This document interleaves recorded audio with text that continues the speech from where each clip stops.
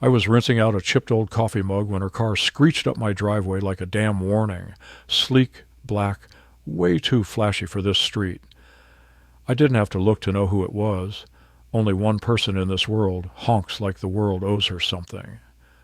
Julia. The blast from the horn stabbed through the spring air, sharp and impatient, just like her. I stepped out onto the porch, hands still damp, towel dangling from my fingers. My yard smelled like lilacs and engine oil.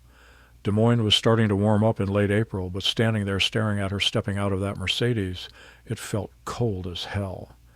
"Dad," she said. Not "Hi, Dad." Not even a fake smile. Just Dad. Like I was a damn problem she'd come to solve. Designer sunglasses, pearls around her neck, some tailored blazer that probably cost more than my month's mortgage. Her heels clicked across my busted driveway like she was walking on the bones of everything I ever gave up for her. She didn't ask to come in. I still offered. I always do. "Julia, what a surprise. Come in. Just brewed a fresh pot."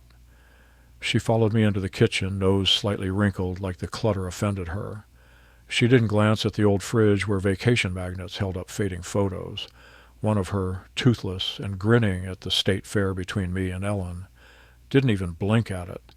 Her purse hit the table with a thud like she owned the place. "Look, Dad, I don't have much time," she said, arms crossed tight. "The wedding's in a month. I need to talk to you." I poured her a cup of coffee, slid it toward her like peace. "What's on your mind? You need help with something?" But she just stared at the cup like it was poison. And then she said it. Calm. Cold. "I don't want you at the wedding." My hand froze midair. The mug didn't make it to my lips. "What? What do you mean?" She sighed like I was slow. "Be realistic. Alex's family, these people are influencers, business elites. The wedding's at an upscale club downtown. You'd stick out like a sore thumb in your old suit. It's embarrassing." That last word hit like a brick to the chest. Embarrassing. I'd skipped vacations, meals, sleep, to get her through college, to give her a life. Now, I was something to hide? "I'm your father, Julia," I said, quiet but sharp. "After your mom died, I raised you alone, worked overtime, used Ellen's life insurance to pay for your damn tuition, paid for your dance lessons when we couldn't even afford meat some weeks." She rolled her eyes. "Don't give me the sob story again, Dad. That was a lifetime ago. This is my moment now. I deserve it without you dragging it down." She pulled out the invitation from her purse and threw it on the table like trash, heavy cream cardstock, gold trim. It skidded toward me and curled at the corner. My name wasn't on it. I stood up slowly, the chair groaning behind me. "So I'm dragging you down. That's what I am now." She didn't blink. "Yes, exactly. You're a relic. Stay home. Watch TV. Just don't ruin this for me." I stepped in front of the door, not to stop her, just to make her look me in the eye. She shoved past me, didn't even flinch when her shoulder hit mine. She turned on the porch and pointed at me like I was dirt. "And don't even think about showing up. If you do, I'll have security drag you out." And then she drove off. Screeching tires, cloud of dust, smell of money in the wind. I stood there, just stood there, my fists clenched, my blood boiling. This wasn't over. Not by a damn mile. I didn't move from the porch for a while, just stood there with my jaw tight and my hands in fists, the invitation still inside, waiting like a dare on the kitchen table. I kept hearing her voice on loop. "You're a relic, Dad." Like I was some rusted-out piece of furniture she couldn't wait to throw to the curb, after everything. After Ellen. Back inside, the house felt heavier than it had in years. The walls didn't echo, they absorbed the silence. I walked to the kitchen, sat down at the table like my knees were about to give. That invitation stared up at me, smug and gold-lined. I reached for it, flipped it over like I might find some explanation written on the back. Just the date. May 30th, the Grand Hall, downtown, her perfect wedding, without me. I should have been helping her pick flowers, giving a toast, holding her hand before the ceremony and telling her how proud I was. Instead, I was being told I looked like I lived under a damn bridge. I reached for the photo on the end table. The three of us, Ellen, Julia, and me, sitting in the park. Julia had pigtails, a smudge of ice cream on her cheek. Ellen's arm wrapped around both of us, smiling like the world made sense. I held that picture in my lap, my thumb tracing the edge that had curled from years of handling. "What happened to you, kid?" I muttered. "Where'd my little girl go?" I remembered everything. Selling the house after Ellen passed, downsizing so we could afford the treatments, working extra shifts, going gray early, falling asleep at the drafting table designing bridges I never crossed. And through it all, I never once made her feel the weight of it. I promised her everything. And now I was an embarrassment. The anger cooled, hardened, became something else, something sharper. It wasn't just pain anymore, it was purpose. If she wanted to erase me, fine. But I wasn't going quietly. I wasn't disappearing like some mistake she could bury under a $10,000 centerpiece and Instagram captions. I pulled out the old engineering notebook from the drawer. That thing had seen every bridge, blueprint, and busted pipe in the last 20 years. I opened it to a blank page and started writing. Step 1. Attend the wedding. I underlined it 3 times. Not just show up, be seen. Make sure every guest knew who I was. Let them hear the truth from the one person she thought she'd silenced. I spent the next few hours digging. Old letters, photos, receipts from her college tuition, printouts from my bank transfers, the canceled family trip to Yellowstone so I could make her dance tuition, the down payment on her first car. I had proof. Not because I needed to prove I loved her, but because she'd spent years rewriting history to suit her new fantasy. I went online. Her Instagram was a highlight reel of filtered reality, designer shoes, wine tastings, brunches with Alex at places I couldn't pronounce. No trace of her roots, of me. One post stood out, a boomerang of her tossing a bouquet to her bridesmaids. The caption, "Family and friends, building magic." Not a single word about me.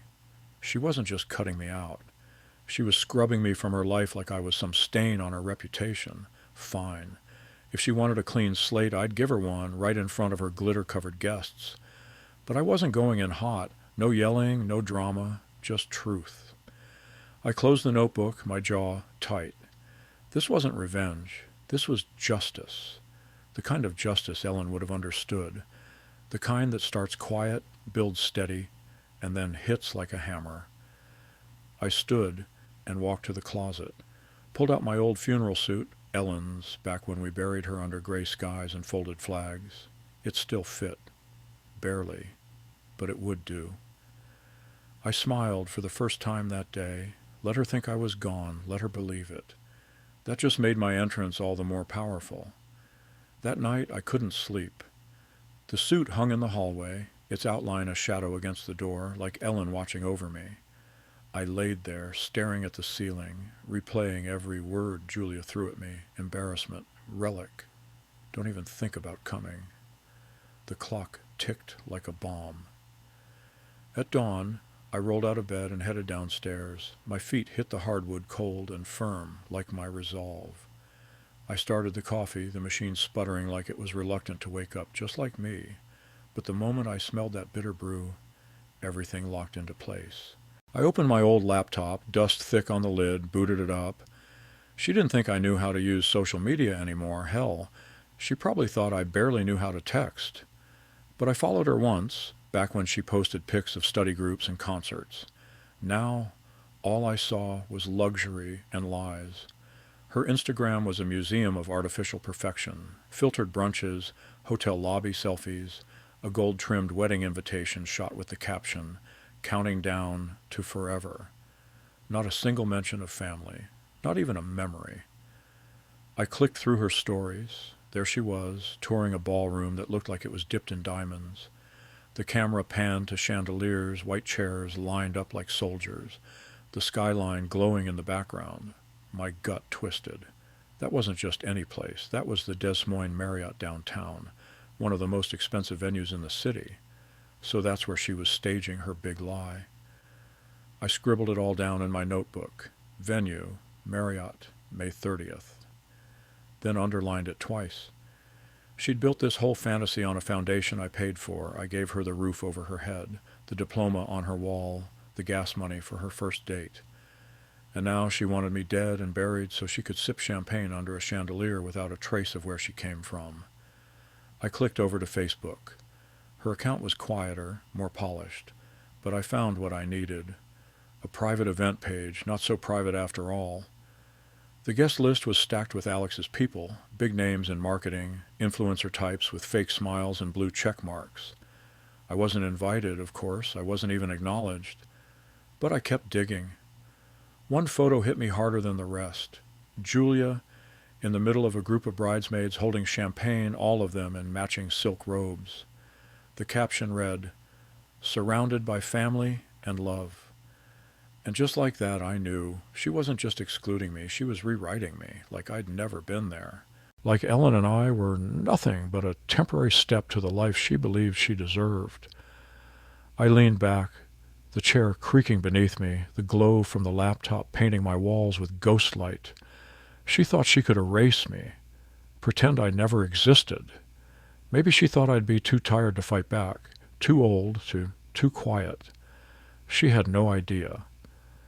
I flipped to a clean page in the notebook and wrote 3 words in big block letters: expose the truth. She told me not to come, so I would, but not with my fists raised.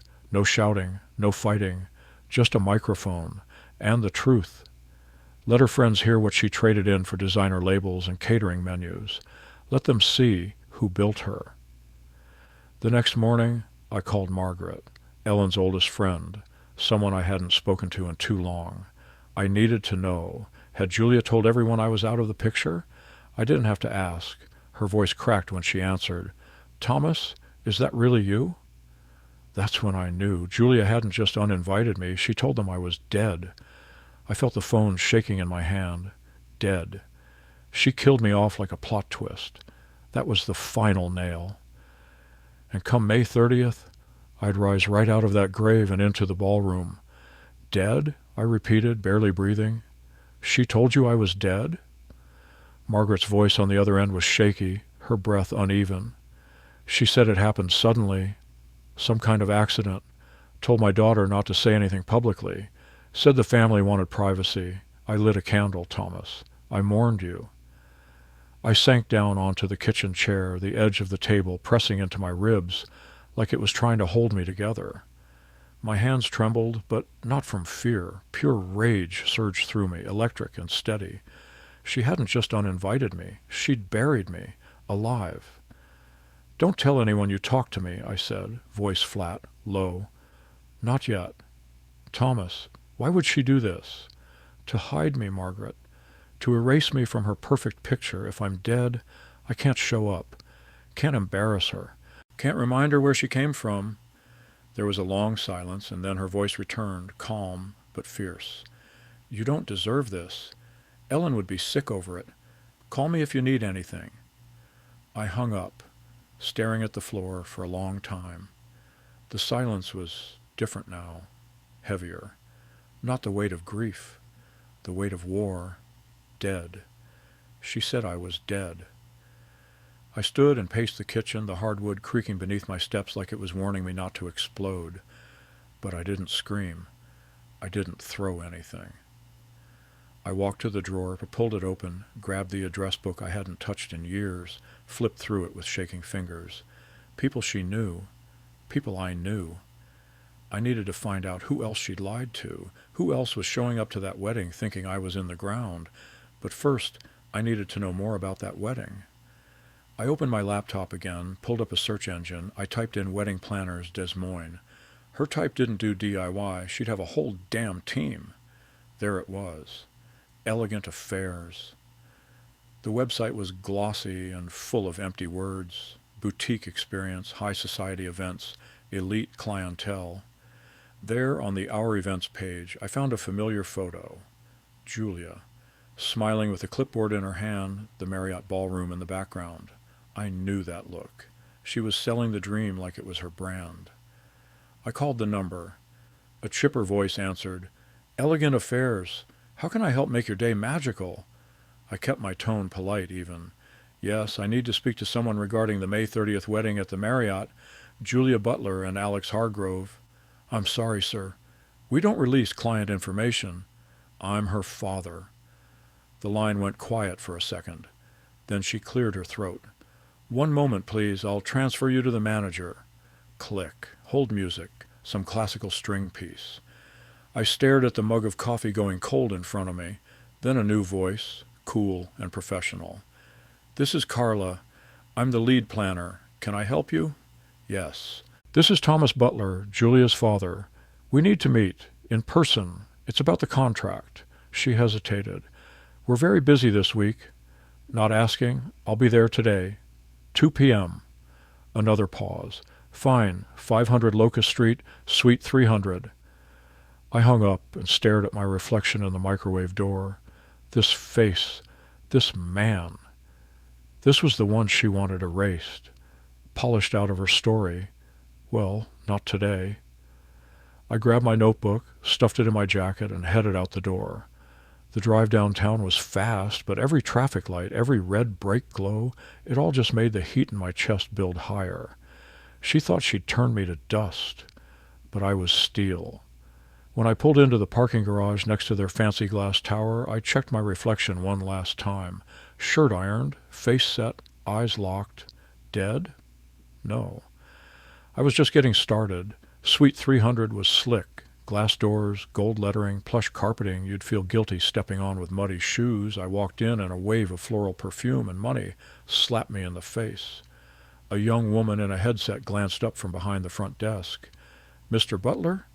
I nodded once. She gestured me toward a hallway. Carla's expecting you. Carla stood waiting in a conference room lined with framed photos of smiling brides, grooms lifting champagne flutes, table settings so fancy they looked like magazine covers. She was mid-40s, sharp bob, tailored blazer, clipboard glued to her hand. She didn't smile. Mr. Butler, have a seat. I sat. My notebook was already out. I placed it on the table like a badge. I'll be direct, I said. Your client, Julia Butler, is my daughter. She's told people I'm dead to keep me away from this wedding. She's cut me out, lied to everyone, including you. Carla blinked slowly. Not shocked, not surprised. Just calculating. I'm sorry to hear that, she said, tone clipped. But we don't manage family matters. We plan events. I leaned forward. This event is being funded by money that came from her dead mother's insurance policy, a policy I managed. That venue, those chandeliers, the gold-rimmed plates, it's all built on a promise I made to her when Ellen died. Julia's twisting that promise into a lie, and now she's erased me. Carla shifted slightly, arms crossed. Mr. Butler, with respect, this doesn't concern us. The contract is signed. Vendors are booked. Payments have cleared. For now, I said, but I have the right to speak, I have the right to exist, and I will be at that wedding. Her jaw clenched. I strongly advise against that. Julia has explicitly stated she does not want you present. She's authorized security to remove any uninvited guests. I'm not just a guest, I snapped. I'm her damn father. Her eyes softened, briefly, then reset like a lock clicking back into place. You'll have to take it up with her directly. From a contractual standpoint, elegant affairs can't be involved. I stood, slowly, every muscle in my back tight. Fine. But you tell her something from me. Tell her the man she declared dead is coming back to life, and I won't be quiet. Carla didn't move, didn't flinch, just watched me walk out, eyes unreadable, like she'd seen this kind of breakdown before and knew how it ended. But she had no idea who she was dealing with. Outside, I leaned on the railing outside the building, breathing heavy. I needed air. I needed space. The sun hit the glass like fire, but inside I was colder than I'd ever been. I didn't go home right away. I walked.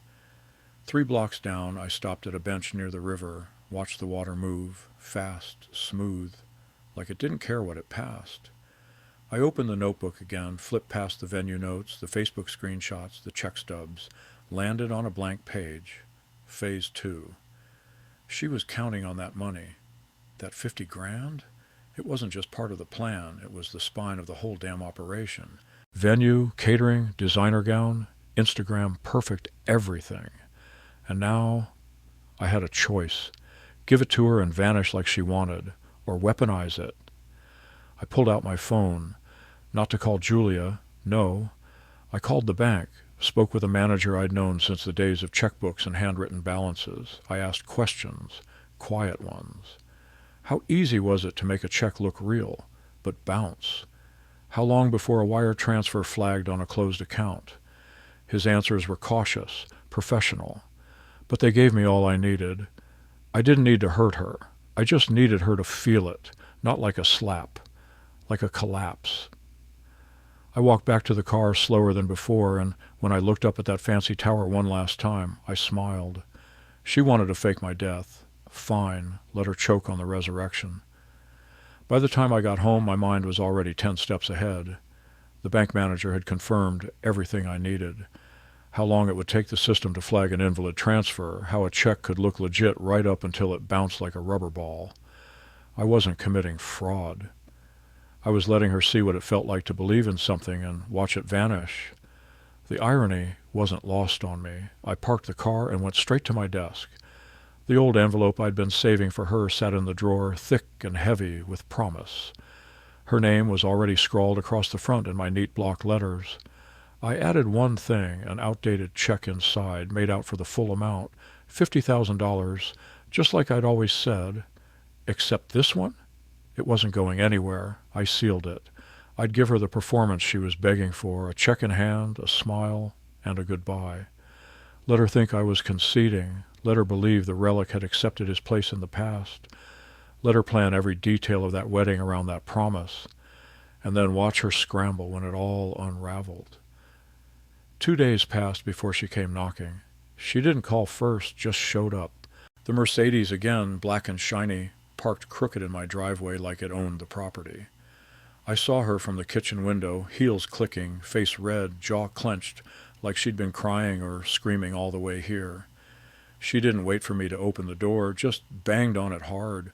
"Dad, open up!" I let her sweat for a few seconds before I unlocked it, her face twisted in some kind of mixture between desperation and fury. "You hung up on me," she said, stepping inside without permission. "The caterers are threatening to pull out. The Marriott is asking for final payments. Alex's family is getting cold feet. You can't do this to me. You promised." She was unraveling. I could see it in her eyes. I moved slow, walked to the desk, picked up the envelope and handed it to her without a word. Her hands snatched it like a starving animal. She tore the flap open, peeked inside, saw the check. She exhaled like she'd been holding her breath for weeks. "About time," she muttered.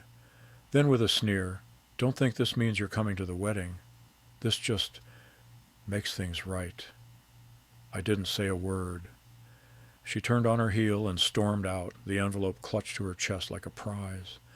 I watched through the curtain as she got in her car and peeled off, tires kicking up gravel, dust clouding in her wake.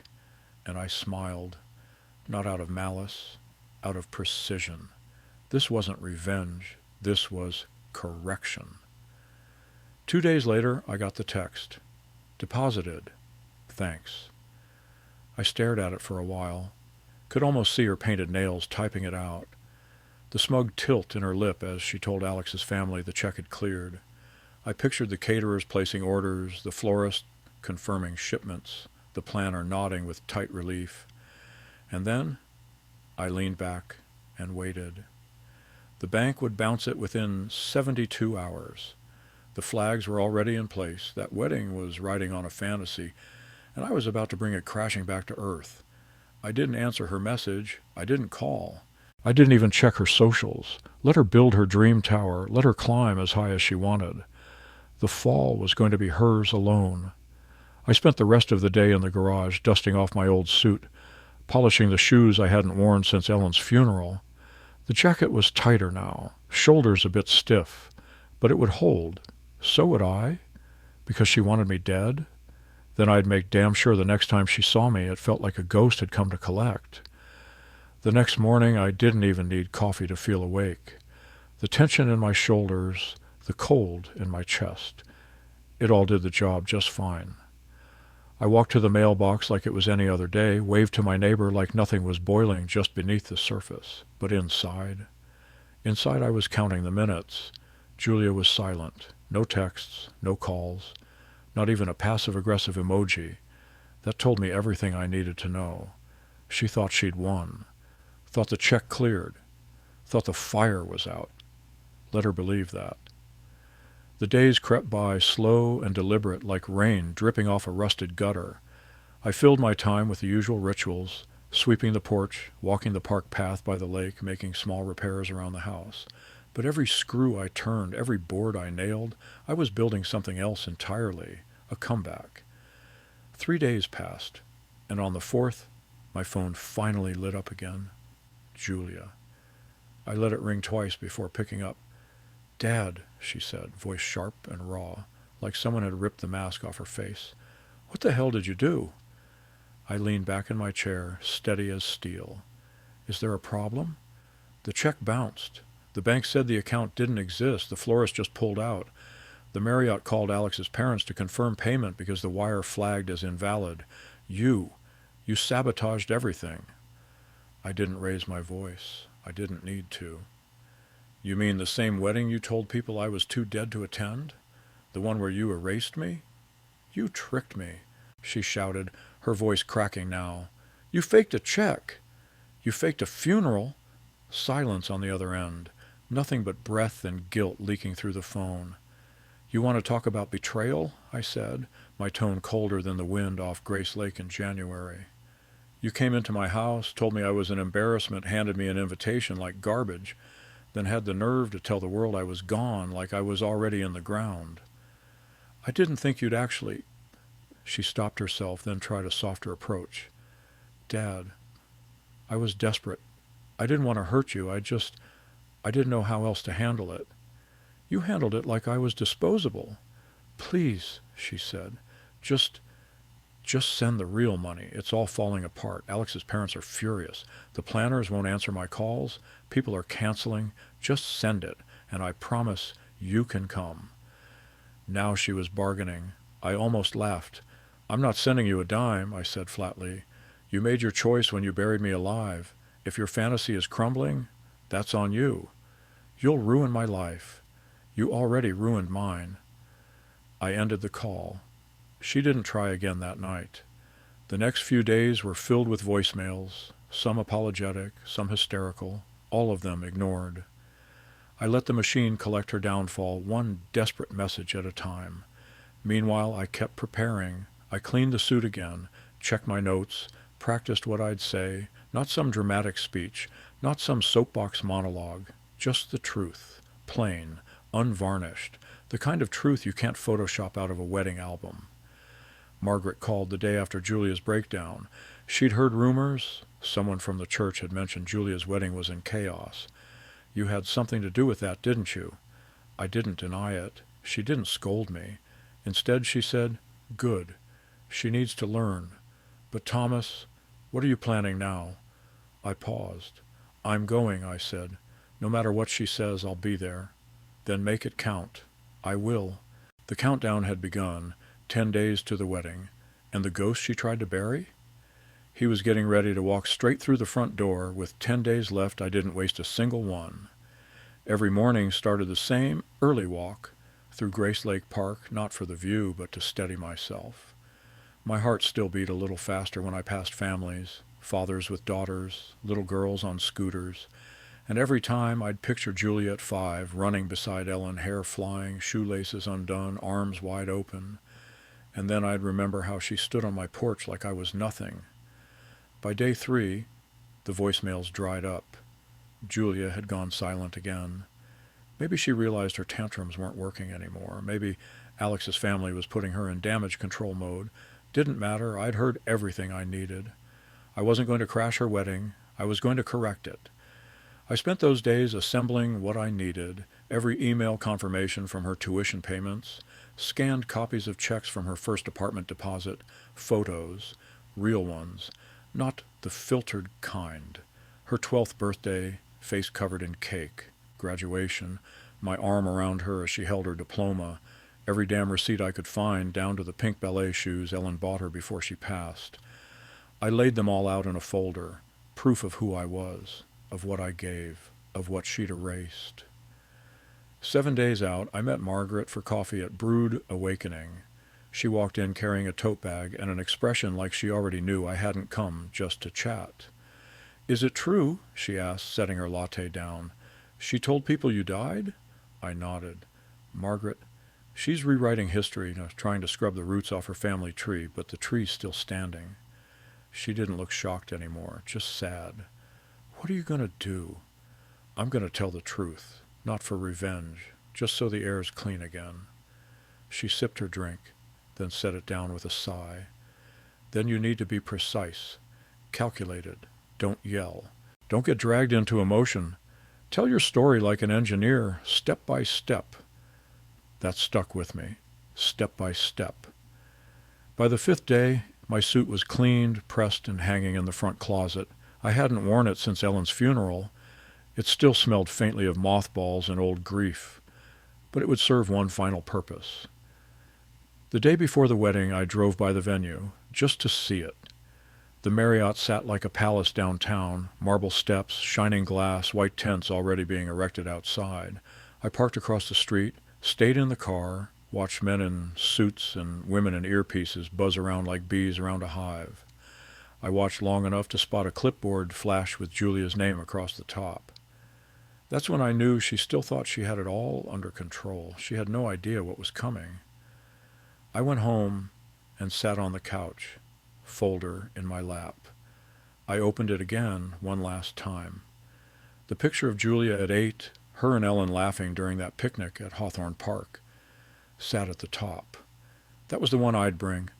That was the one I'd hold up when I spoke.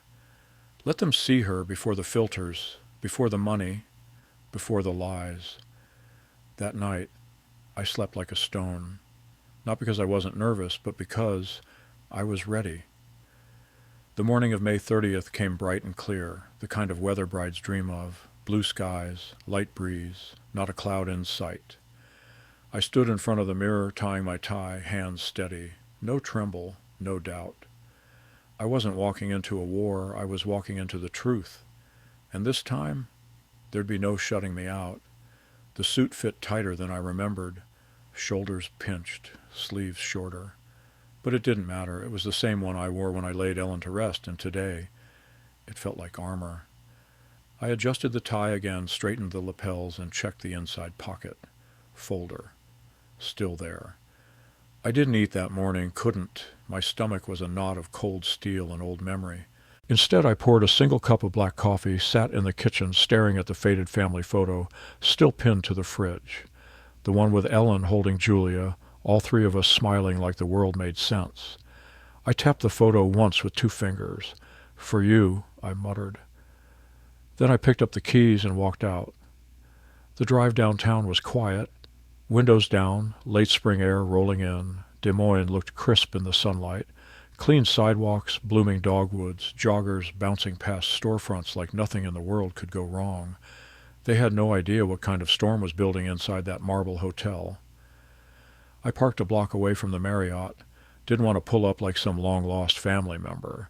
Didn't want to give her the chance to spot me from the window and lock the place down. This wasn't a stunt. This was precision. I walked, calm, composed. When I reached the main entrance, everything was exactly what I expected. Guests in suits and cocktail dresses milled around outside. Valets jogged to and from shiny cars. A string quartet was already tuning up near the garden path. At the door stood 2 men in black suits, earpieces in, scanning a guest list on a tablet. They looked like they were trained to spot trouble. And in Julia's eyes, I was exactly that. I approached the line, keeping my head up. "Invitation, sir?" the one on the left asked. I reached into my inside pocket, pretending to fumble. Must have left it in the car. I'm the bride's father, Thomas Butler. They exchanged a look. "Sir, we have a specific note here. If anyone claims to be the father and isn't on the list, I am the father." They stiffened. One raised his hand to his earpiece. We're going to need confirmation on—" I didn't wait. Behind them, a catering truck pulled up, blocking the curb. Two staffers pushed a metal cart toward the side entrance, one tray toppling slightly. The guards looked just long enough for me to make my move. I turned on my heel, walked casually toward the side of the building, and slipped behind the van. A service door was propped open by a box of folded linens. I slipped through. Inside it was a maze of industrial lights, stainless steel surfaces, and voices barking last-minute prep. I walked like I belonged, head down, steady pace, passed by servers adjusting bow ties and chefs swearing over plating arrangements. Nobody stopped me. I pushed through a swinging door and found myself in a hallway outside the ballroom, a wall of mirrors, sleek sconces glowing, and the faint hum of chatter on the other side. I heard laughter. I heard clinking glasses. Then I heard her voice. Julia. I edged closer to the ballroom doors, peeked through the frosted panel. There she was, standing beside Alex, radiant in her white gown, surrounded by people she'd spent years curating, all sipping champagne and soaking up the illusion she'd worked so hard to build. She looked happy, but not real, not grounded. And when she turned slightly, catching the light just right, I didn't see my daughter anymore. I saw a stranger who had buried her past to build a throne on my silence. That's when I reached into my pocket, pulled out the folder, and stepped forward. My hand brushed the ballroom door. I was done waiting. I pushed the ballroom door open with one steady hand. The sound shifted instantly. The low murmur of polite laughter and orchestral music hit me like a sudden tide. Glasses clinked, plates scraped, voices blended into a cocktail of wealth and performance. Crystal chandeliers shimmered above white linen tables. Roses floated in glass bowls. It was a damn fairy tale. And then they saw me.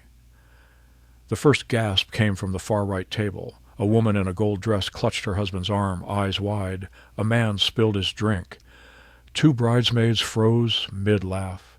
It swept across the room like a wave, shock, confusion, whispers, building like static. And at the center of it all stood Julia. She turned. Our eyes locked. Her champagne flute slipped in her hand. She went pale. Not the blush pale of a nervous bride. No. This was ghost pale. Funeral pale. The kind of pale you see when something you buried comes clawing back up. "Dad?" she breathed. Barely a whisper. But I heard it. I felt it. She took a step forward, then stopped. Her lips parted like she was about to say something, but nothing came out. Instead, she grabbed the edge of the dessert table, snatched up a ripe tomato from a garnish platter. Who the hell puts tomatoes near a cake? I'll never know. And hurled it. It splattered across my chest. A collective gasp erupted.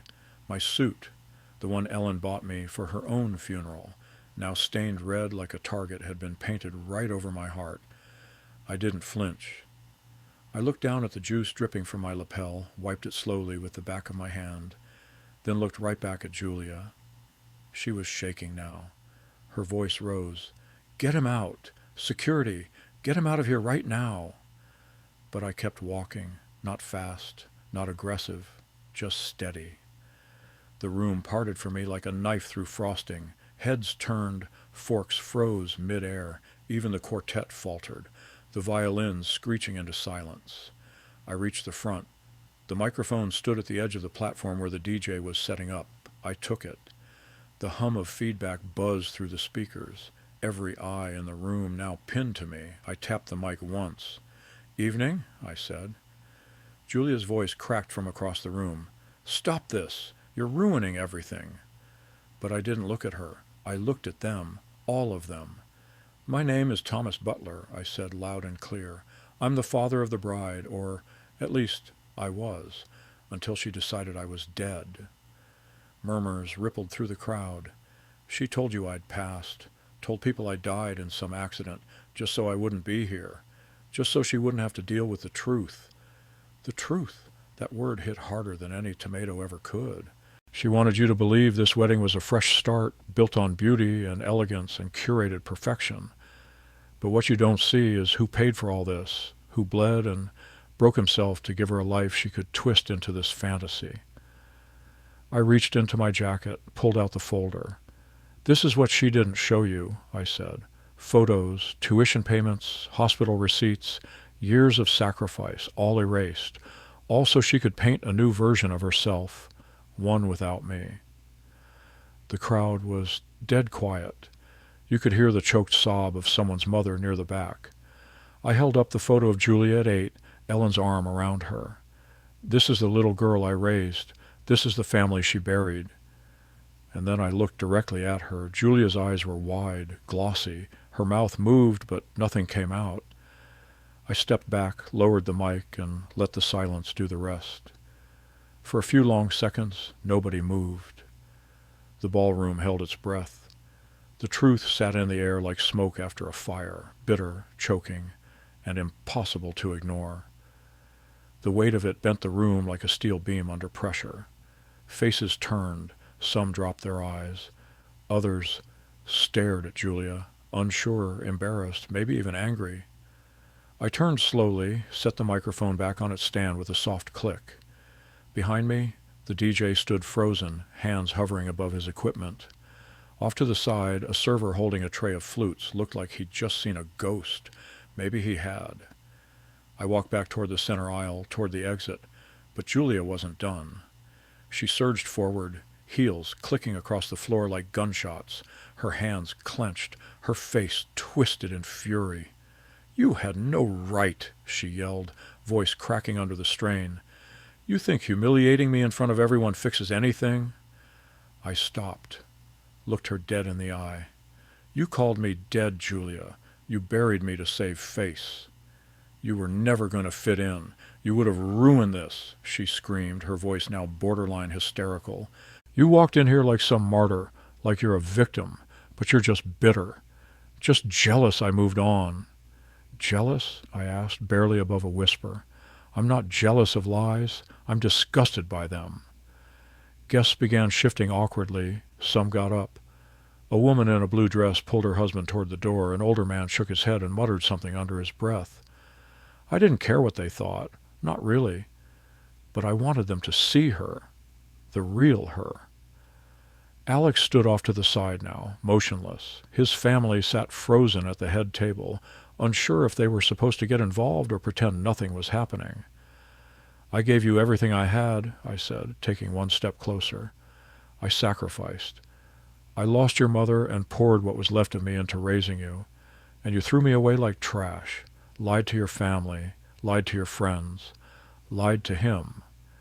I pointed at Alex. He blinked, then looked at Julia. Really looked. His expression changed, confusion, doubt, something darker settling behind his eyes. "I paid for this wedding," I continued. "That dress, that ring, that dinner everyone's pretending to enjoy, all from me. And then you had the nerve to fake a check so I wouldn't show up? You wanted to cash in on my memory while pretending I didn't exist." Julia's mouth opened and closed, but no words came. Then the final blow. "You cashed a counterfeit check. I watched you do it. And the second you thought you got away with it, you posted about me being gone too soon. You mourned me on social media while building a fantasy on my back." Gasps rippled. Someone actually said, "Oh my God." Julia spun around, grabbing Alex's arm. "It's not true. He's twisting everything." But Alex pulled his arm back slowly. "Is he?" he asked, voice low. Silence. Then footsteps. Margaret. She had slipped in quietly, stood near the back. Now she stepped forward, her voice firm. "It's all true. I spoke to him the day Julia told everyone he was dead. I called her myself. She told me to keep quiet, that it was sudden. I believed her." Julia stared at her, eyes wide. "Margaret," she whispered. But the older woman just shook her head. "I was at your mother's funeral. I held your hand while you cried. And now, this?" Julia turned back to me. Her eyes had changed. The fire was gone. All that was left was a flicker of something else. Shame. I looked at her one last time. "You wanted a perfect day," I said. "You got it, because nothing's more perfect than the truth." Then I walked out. Not rushed, not chased, just done. The air outside hit different, cooler, cleaner. Like the oxygen itself had been waiting for me to leave that ballroom full of perfume, champagne, and lies. I didn't look back. Didn't need to. My footsteps echoed off the stone as I moved down the marble steps, past stunned guests, whispering into phones or fumbling for their rides. I reached my car and sat in silence for a long minute, hands resting on the wheel. I wasn't shaking. I wasn't crying. I wasn't even angry anymore. I was clear. It had taken everything I had not to yell inside that ballroom, not to unload years of bitterness in a roar that would rattle crystal. But I didn't come to destroy. I came to reveal. And I'd done it. With words. With truth. With my presence. Let the silence tear her world down piece by piece. I started the engine. The soft rumble beneath my feet felt like closure. The drive home was quiet. Not much traffic. Just enough to keep my thoughts moving in rhythm with the tires. No music. No distractions. I needed to hear myself think. What would Ellen say if she'd been there? What would she have done? That image of her holding Julia at the picnic came back again. That warmth. That hope in her smile. That belief we could give Julia the best of both of us. Ellen had been the glue, the heart. And when she died, I did what I could. But somewhere along the way, I'd let Julia's ambition rewrite everything we'd built. Now she had to live with that. I pulled into the driveway and sat with the engine idling. The house looked smaller than I remembered, not because it had changed, but because I had.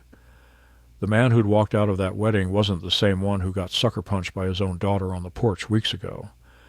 I shut the car off, walked inside. The house greeted me with familiar creaks and soft light, nothing dramatic, nothing poetic, just home. The suit came off first. I folded it carefully, even with the tomato stain. That jacket had earned its scars. I placed it back on the hanger and left it in the front closet, let it rest. It had served its purpose. In the kitchen, I poured myself a glass of water and stared out the window into the yard. The lilac bush Ellen planted was starting to bloom again, late but strong. Funny how things survive when no one's looking. The phone rang an hour later. I knew who it was before I checked the screen. Julia. I didn't answer. Let her sit with the mess. Let her feel what silence from someone who truly cared actually sounds like. I'd heard enough of her voice recently to last me a decade. The machine picked up. Her message was short. Dad, I don't even know what to say. I guess call me if you ever want to. I'm sorry. I deleted it, not out of anger, not even out of spite, but because that apology wasn't for me. It was for her. The next day, I got an email from a local news outlet. Some journalist who'd been at the wedding, friend of Alex's parents, wanted to confirm a few claims for a piece they were writing. Apparently, the footage had gone viral, cell phone, video, my speech, the tomato. They wanted a quote. I didn't respond. Let the story live on its own. It didn't need my commentary. Let them watch it. Let them draw their own conclusions.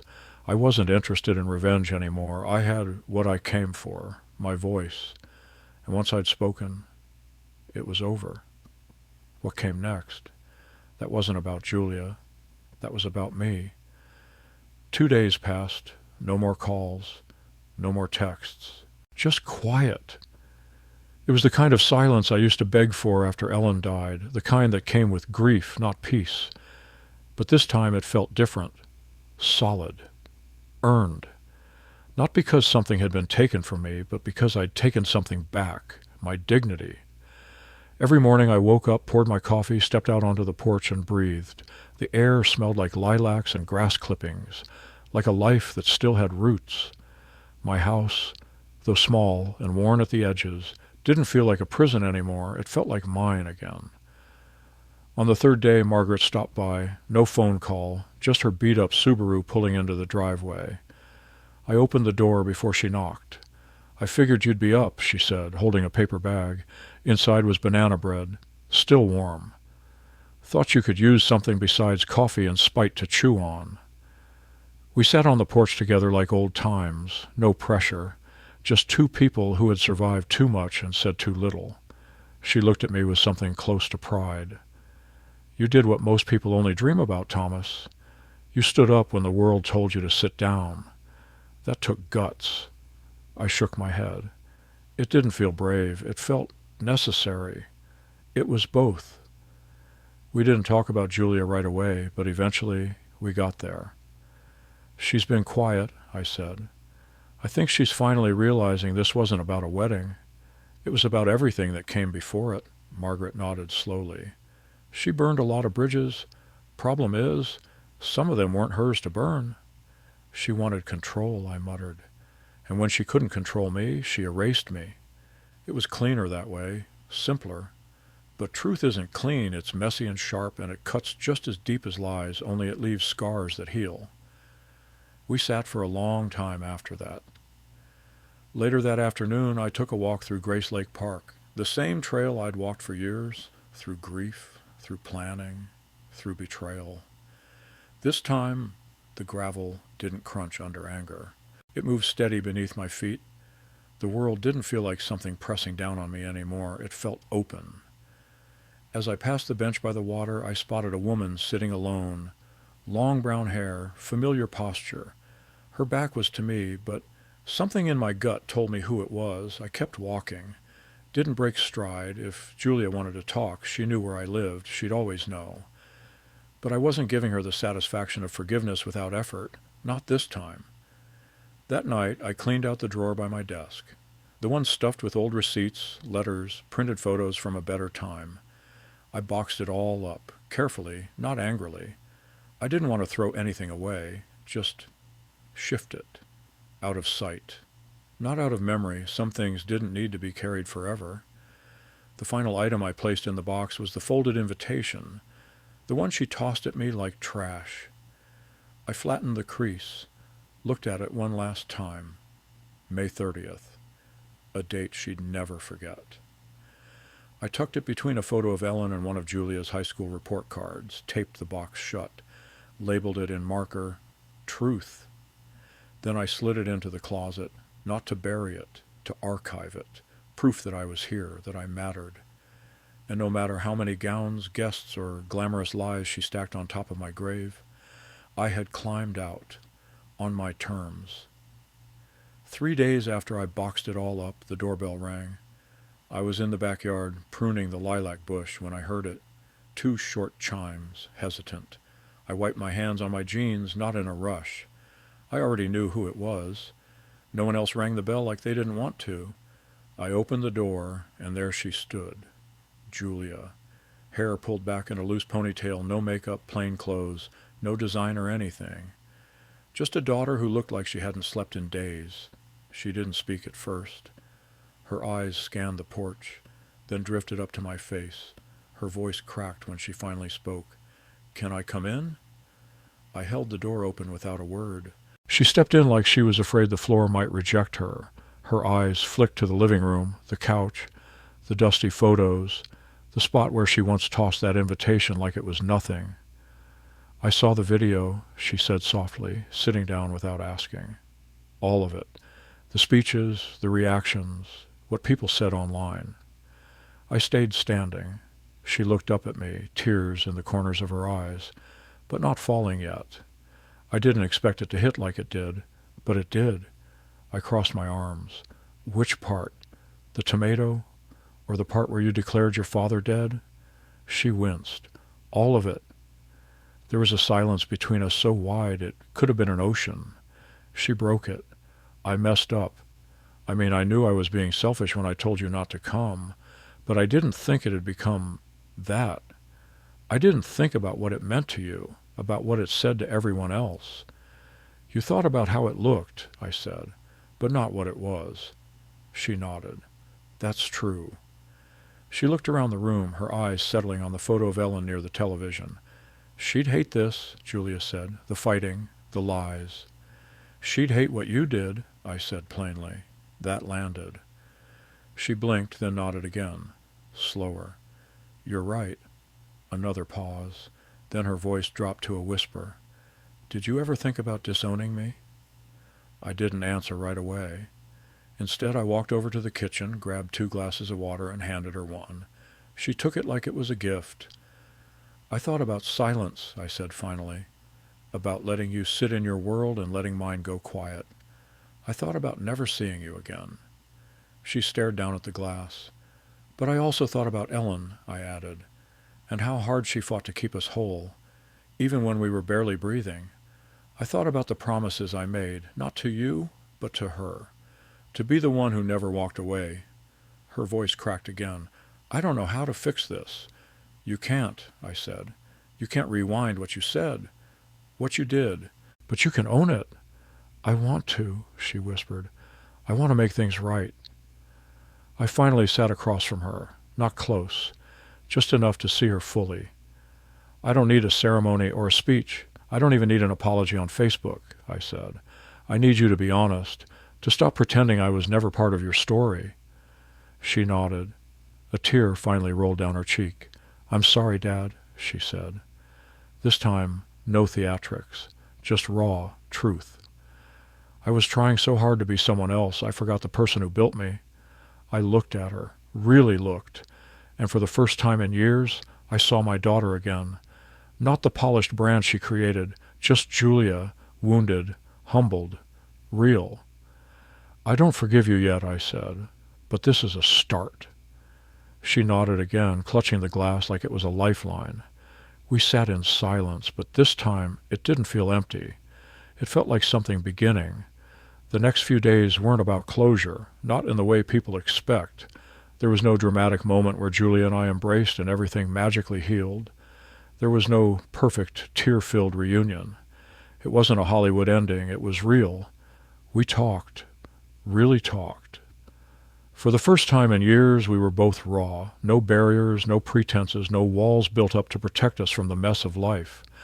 It wasn't easy. There were awkward silences, painful admissions, the kind of honesty that stings, but somehow makes you feel lighter when it's out in the open. I made her sit with the weight of it all, not to punish her, but to make her see how much had been lost. She listened. Sometimes she cried. Sometimes she just nodded, like she was holding on to something deeper than she could express. But every time she apologized, it wasn't to fix things in a hurry. She wasn't offering empty words. She was giving me pieces of the person I hadn't seen in so long, the real her.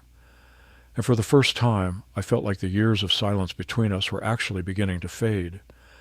On the 4th day, I invited her over, just for coffee.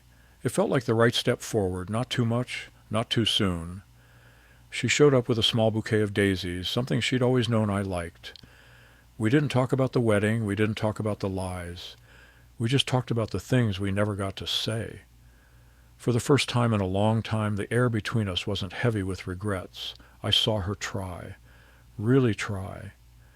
And for the first time, I could see the weight of her own shame. She wasn't running anymore. She wasn't hiding behind the perfect picture of success. She was showing me the cracks, the parts of herself she'd buried for years, the parts she was scared to face. But now, she was trying to make things right. And for the first time, I started believing she could. Later that week, I saw Julia at the grocery store. She was in the frozen foods aisle looking down at a list. When she saw me, she froze for a second, like she was afraid I might turn around and walk away, but I didn't. I stepped closer, waited for her to acknowledge me. She looked up, her eyes wide, and then, without saying a word, she hugged me. It wasn't rushed. It wasn't some half-hearted attempt to heal the past. It was just a simple embrace. "Thank you," she said quietly, pulling back, her eyes a little red, "for not giving up on me." I didn't have words at that moment.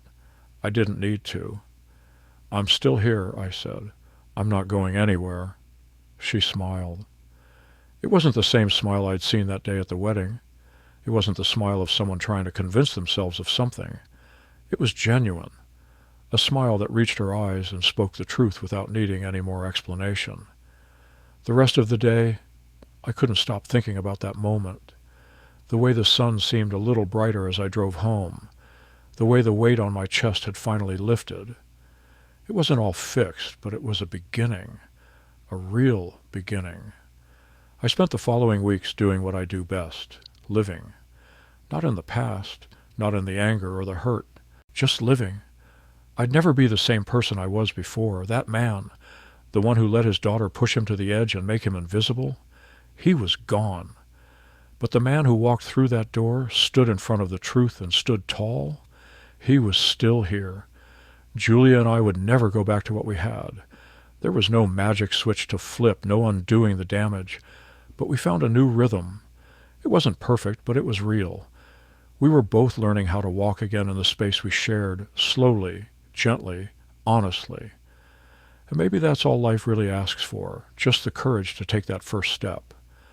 The next time I saw Julia, she invited me for dinner, not as the father who showed up late, but as the man who had loved her all along. We ate Chinese takeout, talked about the little things, the things that had always mattered but somehow got lost along the way. She didn't need to ask for forgiveness anymore, neither of us did. It was already there between us in every word we spoke and every moment we shared. The story wasn't over, but it had finally found its peace.